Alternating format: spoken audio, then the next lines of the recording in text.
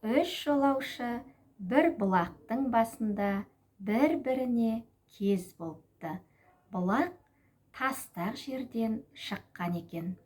Бұлақтың басына біткен қалың ағаш жапырақтары бұлақтың үстіне төгіліп тұр. Суы салқын, мөлдір, шыныдай жылтыр, таза бұлақ екен. Бұлақтың шығар жеріне біреу қазандай тас қойып, «Әй жолаушы, болсаң осы бұлақтай бол» деп жазу қалдырыпты. Үш жолаушының бірі саудагер екен. Бұл ақыл сөз екен дейді. Өйткені бұлақ күні түні ағып, оған бөтен бұлақтар қосылып, үлкен өзенге айналады. Адам, сен де күні түні еңбек етіп, жалқаулыққа салынбасаң, сен де зорайып, мұратыңа жетесің деген сөзі ғой дейді.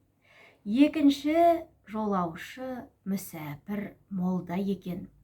Ол мен басқашалау ойлаймын дейді.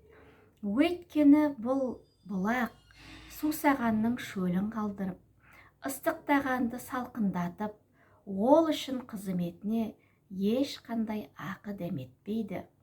Сен де адам, жасаған жақсылығыңды ешқашан міндетсінбе дегені ғой дейді.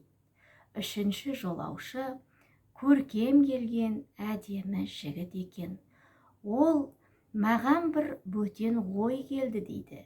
Өйткені бұл бұлақ бір орында тұрса, онда оның үстіне лай қоқым түсіп ластанар еді. Оған адам да, айуан да осынша ынтық болмас еді. Ал бұл ағып, ағысы болғандықтан тазаланып тұрады. Сондықтан бұған айуан да, адам да ынтық болады. Бұлақтың бетіне қарасақ, күн болса күннің сәулесін, шөп болса шөптің сәулесін анық көреміз. Бұған қарап, адам, сен де бойыңды, көңіліңді осы бұлақтай таза ұста.